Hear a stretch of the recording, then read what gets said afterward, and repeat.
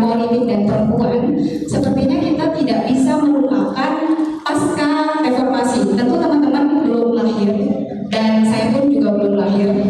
Tapi kita perlu menelaah bagaimana kebijakan tentang affirmative action yang diterapkan oleh negara Indonesia. Affirmative action, kebijakan bagaimana keterlibatan politik perempuan dan politik di Indonesia itu berlangsung pada tahun 1958. Jadi teman-teman mungkin kalau yang anak hukum punya referensi lebih banyak lagi tentang affirmative action, bagaimana kebijakan negara terhadap keterlibatan perempuan. Jadi pada undang-undang pada tahun 58 ada undang-undang ratifikasi konvensi perempuan, di mana di situ menyebutkan bahwa laki-laki dan perempuan berhak tidak memperoleh diskriminasi untuk ranah politik. Nah, kemudian pada tahun 2003 negara Indonesia punya undang-undang tahun 2003 yang mana menyebutkan ada minimal 30% keterlibatan perempuan di partai politik. Nah, maka pada tahun 2004 itu pemilu pertama penerapan kebijakan affirmative action 30%. Cuma ada perbedaan nih, teman-teman. Undang-undang pada tahun 2008 affirmative action ditegaskan dengan metode zipper system.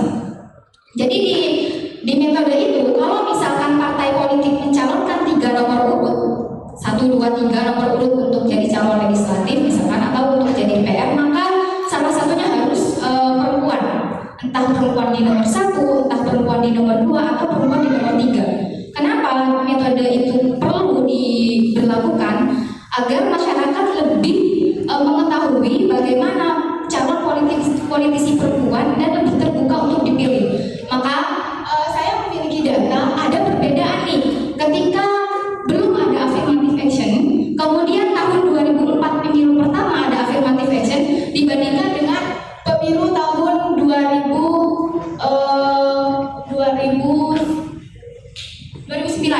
Jadi ada peningkatan keterlibatan perempuan yang sebelumnya tidak ada affirmative action, kemudian ada affirmative action dengan ada affirmative action tapi diterapkan metode zipper system tadi.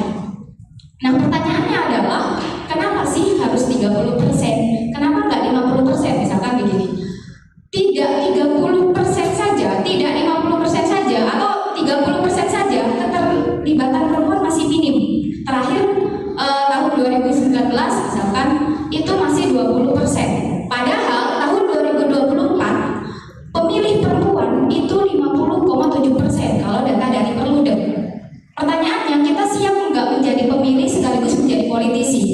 Nah, alasan yang tadi kenapa 30%, karena menurut penelitian PBB 30% itu dapat menjadi perwakilan kebijakan yang itu mendukung terhadap keperluan perempuan. Jadi 30% itu tidak langsung 30% gitu.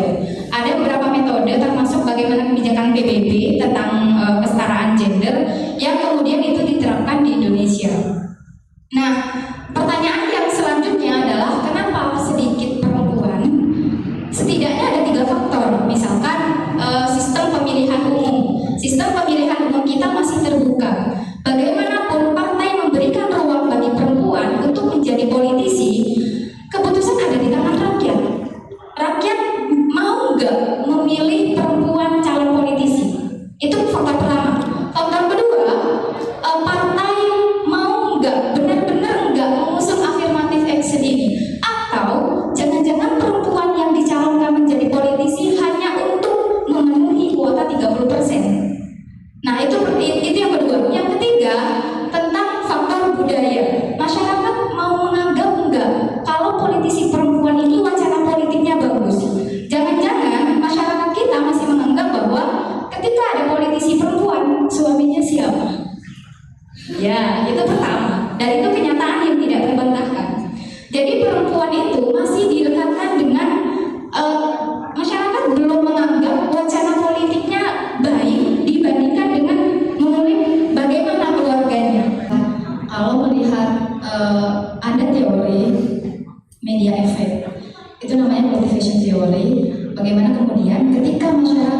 diberikan cerita-cerita terus berulang, maka itu akan menjadi mindset yang tertanam dalam masyarakat.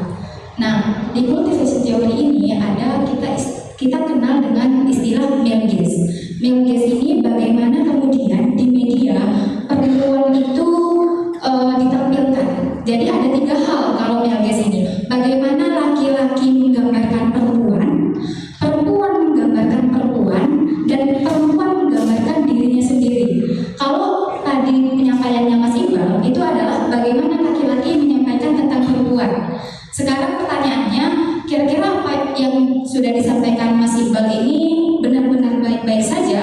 Dalam konteks politisi perempuan, ada beberapa penelitian, misalkan ketika kasus korupsi Angelina Sondang, media Kompas pada tahun 2012 ada headline berita tentang Angelina ketika sosialita masuk penjara. Itu pertama.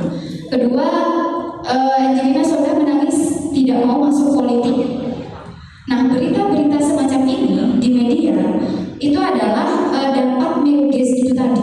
Bagaimana laki-laki memandang atau mencitrakan, memotret politisi perempuan, sehingga jatuhnya adalah politik ini sangat tidak ramah terhadap perempuan.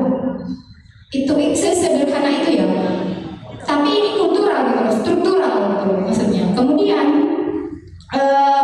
ketika kehidupan pribadi seorang koruptor perempuan, misalkan seorang politisi perempuan itu dia menjadi sosialita, bagaimana kehidupan pribadinya, itu tidak lebih bagaimana masyarakat menganggap, oh ternyata politik ini benar-benar tidak aman dan tidak memberikan ruang kenyamanan bagi perempuan, sangat kejam gitu, entah dia laki-laki atau perempuan. Cuma masalahnya adalah domestifikasi perempuan di media itu tadi ternyata sangat mengakar loh. Misalkan dalam iklan, mungkin kalau contoh iklan kita sangat mainstream ya, iklan sunlight misalkan, iklan bumbu racik misalkan, itu yang dihadirkan adalah para perempuan gitu, seolah-olah masalah-masalah yang berkenaan dengan domestik ini kodrat perempuan, yang barangkali mungkin kenapa sih feminis sekarang mengkritik hal-hal yang semacam itu, karena seiring berjalannya waktu, misalkan kita selalu mempertanyakan kenapa sih ini harus perempuan gitu.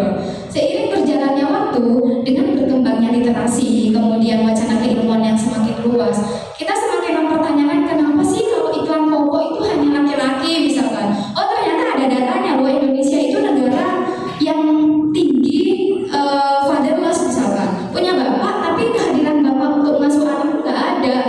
Maka tidak salah kalau iklan pokok hanya yang ditampilkan adalah perempuan, karena cultivation theory tadi, masyarakat menganggap mindset kita tertanam di media bahwa ya tugas-tugas domestik adalah tugas perempuan, salah satunya diusung oleh bagaimana media menampilkan perempuan. Itu pertama. Kedua, ada teori tentang yang mengatakan ada 9 DPR.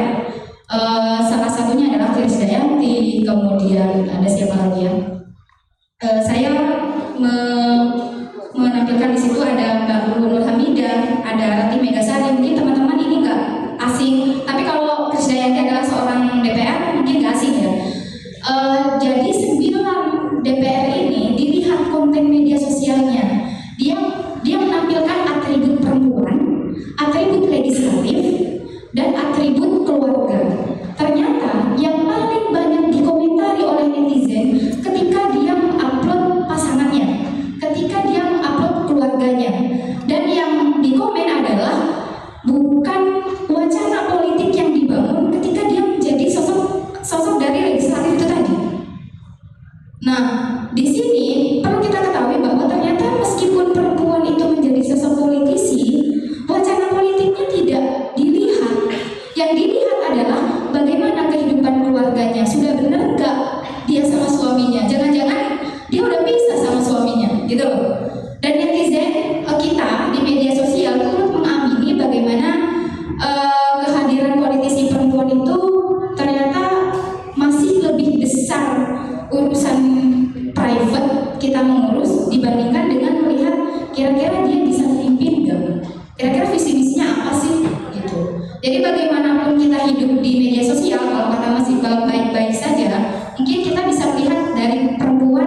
melihat perempuan dan perempuan melihat diri kita sendiri. Kita melihat diri kita kira-kira udah aman nggak?